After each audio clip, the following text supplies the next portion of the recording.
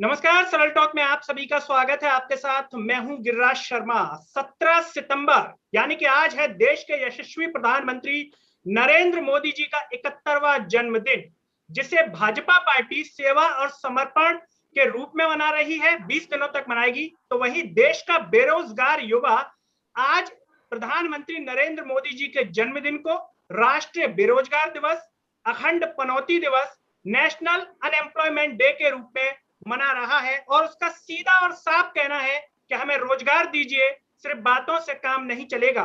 पिछले वर्ष भी मनाया था, इस वर्ष फिर से मनाया जा रहा है, इस उम्मीद के साथ कि शायद देश के प्रधानमंत्री नरेंद्र मोदी जी को अपने श्रीमुख से कही हुई बातें याद आ जाएं। आज इस पर चर्चा करने के लिए हमारे साथ जुड़ रहे हैं वरिष्ठ पत्रकार, जो कि मध्य प्रदेश के कई क्षेत्र और प्रादेशिक चैनलों में, अखबारों में काम कर चुके हैं और सीधे हमारे साथ जुड़ रहे हैं सरल टॉक पर। बहुत बहुत स्वागत है टीएन मनीष जी।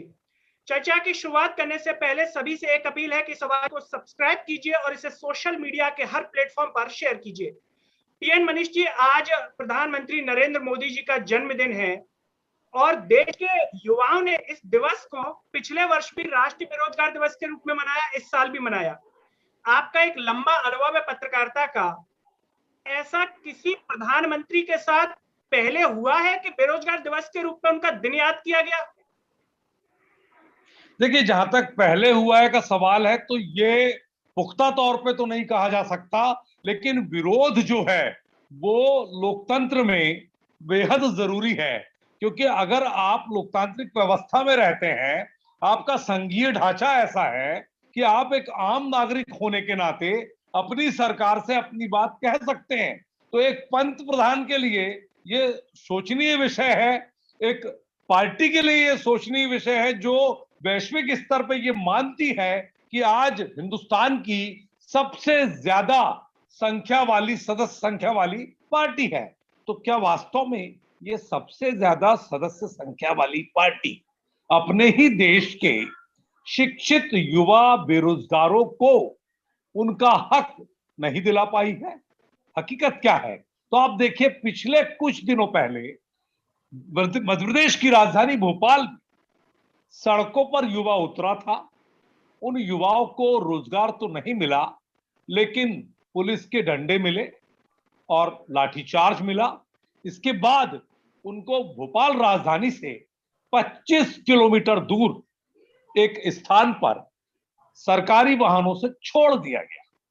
तो ये हमारे प्रदेश में हुआ है, देश में भी हो रहा है।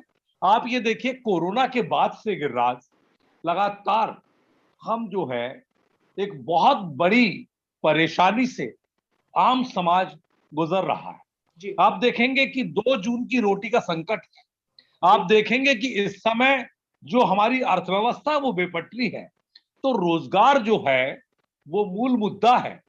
और अगर ये ट्रेंड कर रहा है, ट्रोल कर रहा है, तो मुझे लगता है कि वह सोशल मीडिया जो मोदी जी का पसंदीदा है, जो मोदी जी मानते हैं कि पेपरलेस इंडिया होना चाहिए, उन्होंने जिस तरह से इंडिया को लेकर के डिजिटल इंडिया एक बड़ा प्रोग्राम दिया है, बिल्कुल, और उस प्रोग्राम को प्रोत्साहित कर रहे हैं, तो उसमें इस तरह की सामग्री आ रही है जो सरकार के लिए मुझे लगता है आंख खोल देने वाली है।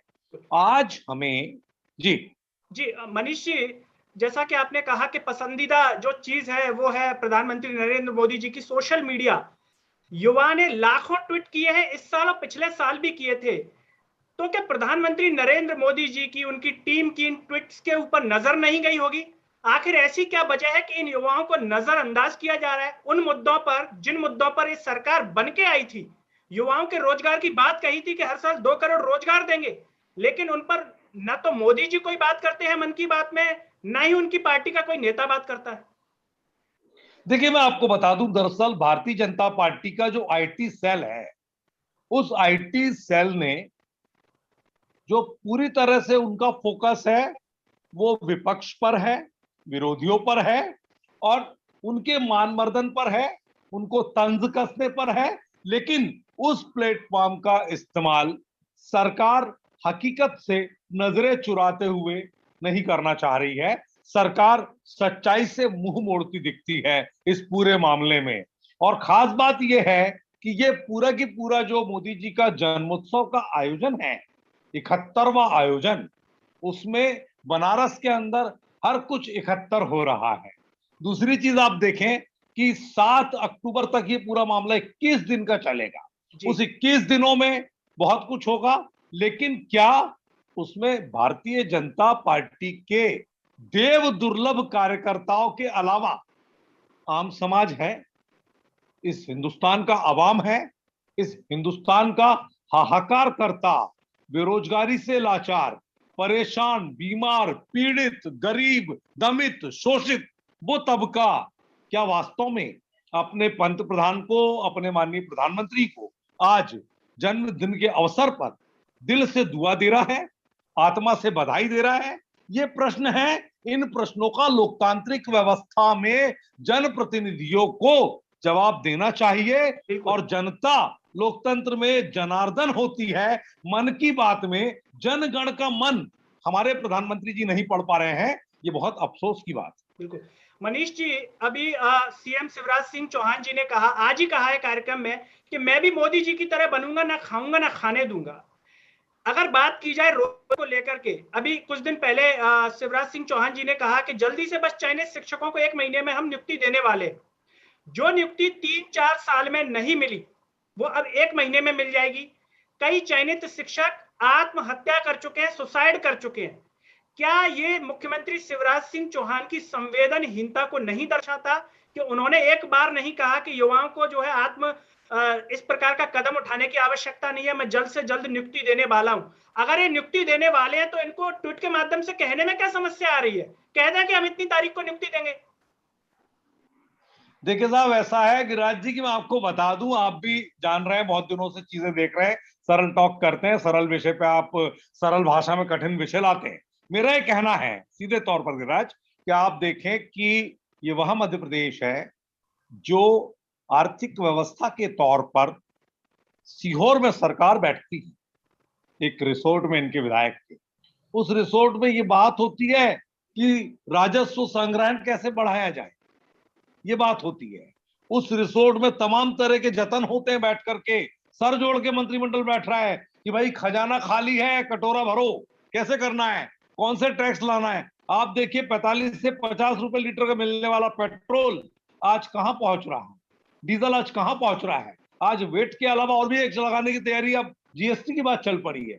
तो आखिर एक आम आदमी जाएगा कहां? ईंधन महंगा होगा, सब कुछ महंगा हो रहा है। दूसरी बात, ये वही सरकार है जिसने सरकारी अधिकारियों को कहा यदि आप चाहो तो आप 5 वर्ष के लिए प्राइवेट नौकरी कर सकते हैं, उसके बाद दोबारा आकर के आप सरकारी नौकरी में अपने आप को वापस शामिल कर सकते हैं। तो ये वही सरकार कह सकती है जिस सरकार के पास वेतन देने को पैसा नहीं हो। और अगर सरकार के पास वेतन देने को कर्मचारियों के लिए पैसा नहीं है, उनके साथ ये स्थिति बनी हुई है और लगातार हजारों करोड़ रुपए का उधार चढ़ता जा रहा है, आउटस्टैंडिंग में सरकार जो है पूरी तरह से ओवरड्राफ्ट पे चल रही है। तो ये जो पूरा परफॉर्मेंस है, इस परफॉर्मेंस के बाद ये उम्मीद मध्य प्रदेश के मुख्यमंत्री से और सूबे की सरकार से करना मुझे बेमानी लगता है कि वो गुरुजनों का, शिक्षकों का सम्मान करते हुए उनकी इस मांग को पूरा करेगी। बल्कि एक बात और आपको मैं बता दूं कि ऐसे बहुत बड़े शिक्षित युवा बेरोजगार हैं जो सरकारी नियुक्तियां नहीं होने पर, खाली पदों पर भर्ती नहीं होने पर ओवरेज हो रहे हैं, और ओवरेज होने से उनके साथ रोजगार का बड़ा संकट खड़ा हो रहा है। और उस बड़े संकट में उनको प्राइवेट शोषण का शिकार होना पड़ रहा है, क्योंकि निजी क्षेत्र का जो नियोक्ता है वो ऐसे शिक्षित बेरोजगारों की योग्यता और प्रतिभा का लाभ तो लेना चाहता है, लेकिन उसको वो शोषित कर रहा है, क्योंकि उसे मालूम है ये मजबूरी जाएगा कहां। जी मनीष जी, चर्चा की शुरुआत में आपने जिक्र किया भोपाल की लाठियों का, तो हमें एक सवाल याद आ गया कि भोपाल में बहनें भी गई हुई थी और राखी बांधने के लिए गई थी रक्षाबंधन के तौर पर। न तो मुख्यमंत्री जी आए, न उनका कोई प्रतिनिधि उनसे राखी बंधवाने आया, बल्कि उनको पुलिस की लाठियां मिली। किसी बीजेपी नेता का कोई बयान नहीं आया कि ये गलत हुआ है। लेकिन जब चूड़ी जैसे कांड होते हैं तो उनमें बड़े इंटरेस्ट के साथ रुचि ली जाती है। गृह मंत्री जी खुद कूद पड़ते हैं। एक तरफ इस तरीके से बहनों का अपमान होता है, तब इनको अपमान नजर नहीं आता। देखिए साहब, मध्य प्रदेश में एनसीआरबी का आप डाटा उठा के देख लें गिरिराज, तो लगातार आपको समझ में आएगा कि हमारे यहाँ मध्य प्रदेश में महिलाओं का सम्मान किस स्तर पे हो रहा है। हमारा जो पूरी तरह से सियासी तौर पर तो आप छोड़िए, राजनीतिक तौर को तो एक तरफ रख दीजिए, आप ये देखिए कि समाज किस तरफ हम ले जा रहे हैं। सरकार अपने सरोकार से पूरी तरह मुख मोड़ती नजर आ रही है। और जब ऐसा कोई मुद्दा होता है जैसा आप जिक्र कर रहे हैं, तो उसमें यह होता है कि मीठा मीठा गप गप और कड़वा कड़वा थू थू, यही चल रहा है। तो ये जो पूरी की पूरी स्थिति है, चाहे वो बेरोजगारों की बात हो, चाहे वो शिक्षकों की बात हो, चाहे वो संविदा नियुक्ति की बात हो, चाहे वो सरकार के अर्थव्यवस्था की बात हो, चाहे वो जनता सेवा से सीधे जुड़े विभागों में सड़क, पानी, बिजली, शिक्षा, स्वास्थ्य को त्राहिमाम करती बात हो, चाहे वो स्मार्ट सिटी के नाम पर मिलने वाले बजट को खुर्द-बुर्द करने की बात हो, चाहे वो स्मार्ट सिटी के बजट पर जो है लोगों को पूरी तरह से सब्जबाग दिखा करके और ऊपर से मुलम्मा चढ़ाना और अंदर से कुछ और भीतर से कुछ और वाली स्थिति लाना, तो लगातार ये ऐसा लग रहा है कि वास्तव में हमारी जो जनता है वो सब कुछ देख रही है, समझ रही है और मौके की तलाश पर है। जब मौका आएगा तो मुझे लगता है कि जनता 5 साल में एक बार जब जनार्दन बनती है, तब उसका जो रुख है वो बता देता है कि वास्तव में स्थिति क्या है। और भारतीय जनता पार्टी जिस तरह से इस समय देशव्यापी स्तर पर चल रही है, 5 बार मुख्यमंत्री बदले जा चुके हैं और गुजरात में तो प्रयोग की हद हो गई कि विजय रूपाणी के आपने सारे मंत्री हटा दिए। आखिर सत्ता विरोधी लहर का आपको इतना खतरा है कि आपको ये करना पड़ा और जातीय समीकरण के आधार पर आपको जो है नई सरकार जो पटेल की बनी है उनके साथ में उनके हिसाब से विधानसभा अध्यक्ष तक को आपने हटाया है। तो ये हालत भारतीय जनता पार्टी की अंदरूनी हालत है। मनीष जी, आपका एक लंबा अनुभव है पत्रकारिता के क्षेत्र का। क्या माना जाए कि नेशनल मीडिया का रोल एक तरीके से खत्म हो गया है? जब हम टीवी पर पत्रकारों को, एंकरों को सुनते हैं तो ऐसा लगता है कि बीजेपी के प्रवक्ता बैठे हुए हैं। प्रवक्ता को आने की आवश्यकता नहीं है। मैं 2 उदाहरण दिए देता हूं। एक विकास भदौरिया एबीपी न्यूज के शिखर सम्मेलन में कह रहे हैं कि पूरी अर्थव्यवस्था तो राम मंदिर के चारों तरफ घूम रही है, यानी कि राम मंदिर से रोजगार मिलेगा, ये विकास भदौरिया ने कहा। और रूबिका लियाकत राकेश टिकैत से ऐसे सवाल कर रही हैं जो उन्हें प्रधानमंत्री नरेंद्र मोदी और कृषि मंत्री से पूछने चाहिए। तो या तो ये माना जाए कि वो उनसे पूछ नहीं पा रही है, तो अपनी भड़ास राकेश टिकैत जैसे नेताओं पर, किसान नेताओं पर निकाल देती है। जो सवाल नेशनल मीडिया को पूछने चाहिए बेरोजगारी पर लेकर के, कटघरे में सरकार को खड़ा करना चाहिए, वो नहीं कर रही है। तो क्या लोकतंत्र का चौथा स्तंभ केवल दिखाने का खंबा रह गया है? देखिए, मैं आपको बता दूं कि दरअसल ये जो पूरी स्थिति बनी है, ये स्थिति आज से नहीं बनी है।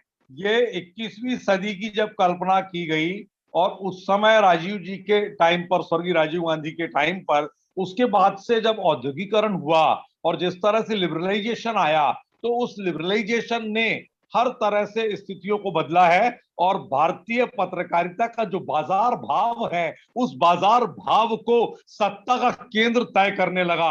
राजनीति जो है वो अब स्थिति ये हो गई है कि राजनीति को मीडिया आईना नहीं दिखा रहा है, बल्कि राजनीति के हिसाब से मीडिया चल रहा है। इसलिए एक नई टर्मिनोलॉजी का इस समय विकास हुआ जिसको नाम दिया गया गोदी मीडिया। बिल्कुल। तो ये जो गोदी मीडिया है, ये गोदी मीडिया का करामात है, करिश्मा है, क्योंकि ये दरअसल पूरी तरह से कॉरपोरेट है। और उस कॉरपोरेटीकरण में आप ये मानिए कि प्रेमचंद जी की मेरे को वो लाइन याद आती है कि उन्होंने, मुंशी प्रेमचंद जी ने बहुत पहले, मतलब वो कितने दूरदृष्टा थे, उन्होंने एक बार ये हुआ था कि नेहरू जी के मित्र थे वो, नेहरू जी ने उनसे कहा कि तू बहुत बड़ा आशु कवि बनता है तो निराला, तुम जो सूर्यकांत त्रिपाठी निराला की बात कर रहा हूं मैं, माफी चाहूंगा जी। प्रेमचंद बोला, सूर्यकांत त्रिपाठी निराला जी। तो सूर्यकांत त्रिपाठी निराला जी से नेहरू जी ने ये सवाल किया कि निराला, आप बहुत बड़े आशु कवि हो, तो मेरे गुलाब की आलोचना करके बताओ। हम लोगों ने इसको पढ़ा है स्कूलों में, आपको याद आ जाएगी लाइनें। उन्होंने ये कहा कि अबे सुन बे गुलाब, खुशबू पाई तूने रंग और आब, खाद का खून चूसा तूने अशिष्ट, डाल पर इतरा रहा है कैपिटलिस्ट। तो सूर्यकांत त्रिपाठी निराला जी ने उस दौर में, जब इतना बड़ा कारपोरेटीकरण नहीं हुआ था, समाज के अंदर शोषित और शोषक तबका तब भी था। तो ये जो खाई बढ़ी है राज, ये खाई उस जमाने के इतने वो मूर्धन्य कवि और साहित्यकार ने बता दी थी, जो आज भी हमारे यहाँ पर जीवित है। और आप ये जानते हैं कि 2-5 औद्योगिक घराने के इर्द गिर्द हमारी पूरी अर्थव्यवस्था, हमारी पूरी सरकार घूमती है। इनका रिमोट कंट्रोल महाशक्ति के हाथ में है। इसको बोलने के लिए ताकत चाहिए, जज्बा चाहिए, हिम्मत चाहिए, हौसला चाहिए और विरोध झेलने का अपने आप में, क्योंकि सच कड़वा होता है और सच जब आता है तो सामने से जो लोग सच को पसंद करते हैं वो इसको सराहते भी हैं। लेकिन जो गोदी मीडिया है, जिनके अपने स्वार्थ हैं, जिनका अपना खुद का एक एजेंडा है, जिन्होंने समाज को हाशिए पर ला दिया है और अपने आप को मुख्यधारा पर लाना चाहते हैं, ऐसे लोगों के लिए ये बातें जरूर फिजूल की बात हो सकती है। लेकिन जो बेरोजगार है, जो अनपढ़ गरीब है, जो अशिक्षित है, जिसके पास रोजगार नहीं है, 2 जून की रोटी नहीं है, कोरोना से दुकानें बंद हो गई, धंधे बंद हो गए, आज अति वर्षा से पूरा अंचल हमारा बाढ़ की चपेट में, तमाम तरह के हालात हैं, ऐसे जो लोग हैं उन लोगों के लिए मेरी ये बातें वास्तव में एक मरहम का काम कर सकती है। आपका ये सवाल मरहम का काम कर सकता है। लेकिन हमको आपको मिलकर ये तय करना पड़ेगा, ये सोचना पड़ेगा कि वास्तव में सरकार सरोकार के प्रति कब जागेगी और उसके कानों में जू जो है वो आखिर किस तरह रेंगेगी, उसके लिए क्या किया जाए। जी मनीष जी, भारतीय जनता पार्टी कहती है कि हम विकास कर रहे हैं, रोजगार दे रहे हैं, कहते हैं, मोदी जी भी कह के गए, अभी उत्तर प्रदेश आए, विकास की बातें की, रोजगार की बातें की। लेकिन हम जब योगी आदित्यनाथ जी का ट्वीट देखते हैं तो राजनीति अब्बा जान के इर्द गिर्द घूम रही है। अगर इतना विकास किया है, इतना रोजगार किया है, तो आने वाले यूपी इलेक्शन के लिए अभी से अब्बा जान क्यों ट्रेंड कर रहे हैं? देखिए, मैं आपको बता दूं कि उत्तर प्रदेश की तो फिजा ही अलग है। उत्तर प्रदेश के अंदर तो स्थिति यह है कि राजनीति में एक जो बात हमेशा कही जाती है कि जो दिखता है वो होता नहीं है, जो होता है वो दिखता नहीं है। और आप ये मान के चलिएगा कि सोशल इंजीनियरिंग का फॉर्मूला अलग अलग तरह से अब आ चुका है, क्योंकि आपने देखा होगा केंद्रीय मंत्रिमंडल के विस्तार में भी इसकी पूरी झलक मिली। और जहां तक सवाल भारतीय जनता पार्टी में साफगोई वाले और समझदार बुद्धिजीवी नेताओं का है, तो मैं माननीय नितिन गडकरी जी को सराहूंगा कि उन्होंने खुले तौर पर जो अपनी बात रखी, उसमें साफ तौर पर शरद जोशी जी के व्यंग के साथ तंज अपनी ही पार्टी पर कसते हुए उन्होंने ये बात कही कि आखिर मुख्यमंत्री क्यों बदले जा रहे हैं, आखिर कौन कौन से कारण क्या है। तो उन्होंने जिस तरह का पूरा एक जो बात, हालांकि उन्होंने उस व्यंग की लाइन दी, लेकिन उस व्यंग की लाइन के मर्म को समझेंगे, उसके अंदर के झांकेंगे तो समझ में आएगा कि गडकरी जैसे व्यक्तित्व ने अगर ये बात बोली है तो उसके पीछे भारतीय जनता पार्टी को आईना दिखाने की बात है। सुब्रमण्यम स्वामी के तमाम ट्वीट आप उठा के देख लीजिए कि उनकी भाषा शैली क्या है और वो आखिर क्या चाहते हैं और किस तरह से वो इनको जगाने की कोशिश करते हैं लगातार। मनीष जी, आप बहुत अच्छा लिखते भी हैं। हम चाहेंगे कि चलते चलते अगर बेरोजगारी को लेकर के कुछ पंक्तियां अगर आप कहना चाहें तो हमारे दर्शकों के लिए जरूर कहें। देखिए, मैं आपको बता दूं कि बेरोजगारों की बात जहां तक है तो यह है कि चंद बेरोजगारों की टोली मना रही थी अद्भुत होली। सभी जोर जोर से रो रहे थे, भाग्य को अपने कोस रहे थे। तो पब्लिक में से कुछ आवाज आती है और वह चिल्लाती है कि अरे भाई क्यों चिल्लाते हो भाई, जिसने भी यहां आवाज उठाई उसने अपनी जान गंवाई। तो फिर 4 युवक आगे आए, उस बेरोजगारी की अर्थी को कंधे पर उठाए, साथ में सब ये गाते जाते कि रोजगार हमारा स्वर्ग सिधारा, हमें छोड़ गया किसका सहारा। तो आज बेसहारा है रोजगार और बेसहारा है बेरोजगार, क्योंकि बेरोजगारी को सहारा तो रोजगार ही देगा ना। जब लाठी ही नहीं रहेगी तो फिर बैसाखी नहीं रहेगी तो विकलांगता कैसे अपना काम करेगी। तो ये जो व्यवस्था पंगु हो गई है, उस व्यवस्था को सुधारने के लिए अब मुखर होकर आवाज उठाने की मुझे लगता है जरूरत है। और एक नए तरह का आंदोलन गिरिराज आंतरिक तौर पे समूचे देश में पनप रहा है और धीरे धीरे मुझे लग रहा है कि ये सर से पानी गुजर चुका है। मौका आने पर ये विस्फोट जरूर करेगा और जब एकता की ताकत के साथ अपनी बात को ये आगे बढ़ाएगा तो मुझे लगता है कि सरकार को ये बात याद आएगी कि लोकतंत्र में जनता ही जनार्दन होती है। इसलिए कहा भी गया था कि सिंहासन खाली करो कि अब जनता आती है। बिल्कुल। धन्यवाद टीएन मनीष जी, जो आपने अपना कीमती समय सरल टॉक के दर्शकों के लिए निकाला।